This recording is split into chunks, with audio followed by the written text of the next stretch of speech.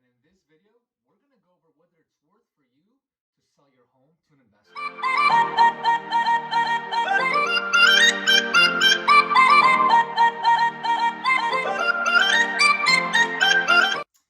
What's going on, everyone? I'm Lior. I'm with Compass out of Boston. And in this video, we're going to be talking about whether it's worth for you to try and sell your home to an investor rather than go to the market and sell it to an owner-occupant. Now, before we get into this video, as always, two quick things. Number one, if you haven't already subscribed to my channel, please click subscribe below. I put out tons of new videos every single week about selling and buying real estate, community events, city highlights. So I do it all. Give me a subscribe if you haven't already subscribed below, and that way you'll be notified every time I do a new video.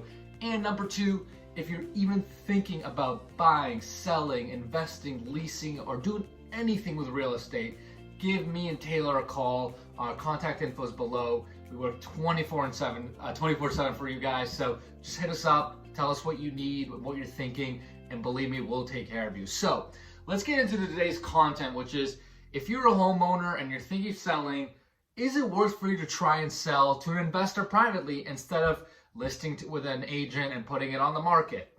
And there's going to be two key criteria that you need to really think about and decide in order to make that decision. So before we get into these two criteria, let me give one rule of thumb that you always need to remember. And that is, in general, you are going to always net more money as a seller selling to someone that's going to own or occupy the property, right? Someone that's going to live in your property, versus selling to an investor.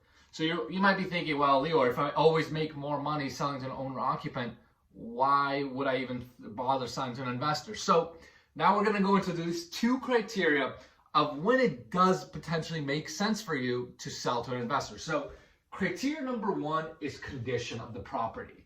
And I kind of laid out three pretty general categories, right? I have good, bad, and very bad. Again, this is obviously very general. It's a huge spectrum and it's very subjective, but think about what it really means. So if your home is in good condition, it's probably not worth for you to sell to an investor, right? Because your home can attract top dollar on the market. It can, owner occupants can go in, move into the home right away and live in there, be happy. So for an investor to make sense of it, they're probably going to have to lowball you a little bit.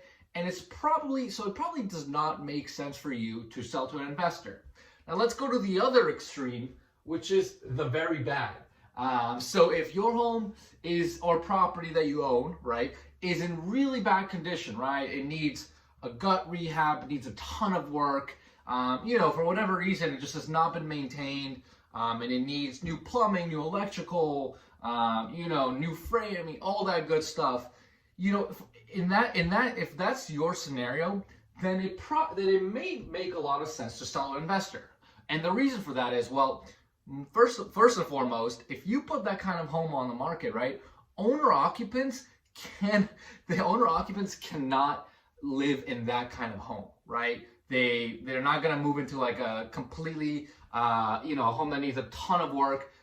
Even if they decide to buy a project, right? I mean, they need to be able to live in the home and work on the home while they're living in it. So if the home is just completely, in complete disrepair, they're just not going to be able to move into it. And more importantly, the bank is not going to finance that, right? A lot of conventional loans, right? They have to have some sort of some of them will have some sort of restrictions on condition. And if it's a totally disrepaired house, like heat's not working, that kind of stuff, some lenders may not even loan on that. So in that scenario, it makes a lot of sense to think about, well, should I sell to an investor? Because they're the ones that really deal with this. They're the ones that can close on these homes and know what to do with it. And then you kind of have your middle kind of bad condition, right? So, this is where it kind of gets very subjective and property to property specific. But if your home needs some love, maybe it needs some TLC, maybe it needs like new kitchens, new baths, new floors, you're kind of in that middle ground.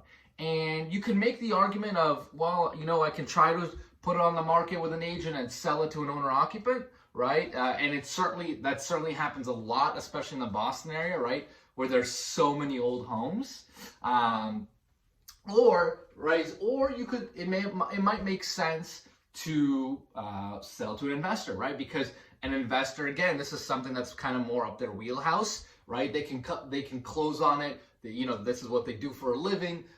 They can renovate the home and sell it after, or keep it as a rental, or whatever they may do with it. Now you might ask, so what's even the point of working with an investor? If I can just go, if I can get a higher offer with an owner occupant. Well, investors typically, they close cash, right? Which means that there is no contingencies, right? So on an owner occupant, right, on an owner occupant transaction, typically you see contingencies like a home inspection, right? So if the buyer gets the home under agreement, he brings a home inspector. The home inspector tears the whole house apart and tells them how bad the house is, right? And that usually scares a lot of owner occupants. So investors or cash buyers, right? They don't do that. They understand that the home is going to need a lot of work, that they're going to have to sink a lot of money in. So they don't do home inspections, right? They buy it cleanly without any inspections.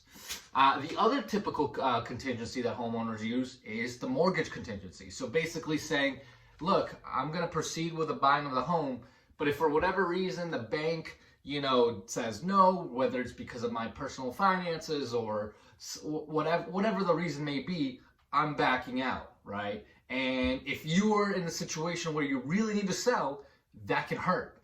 Now on the flip side, cash buyers or investors, right? Again, they're buying the home cleanly, and they typically will use cash, or they use something called hard money lenders, which is basically funding for investors, right? And those loan officers and those lenders, they understand the renovation game. They know that homes are going to need work. They know that they're going to loan the investor money to buy the house. They're going to loan money to the investor to renovate the house.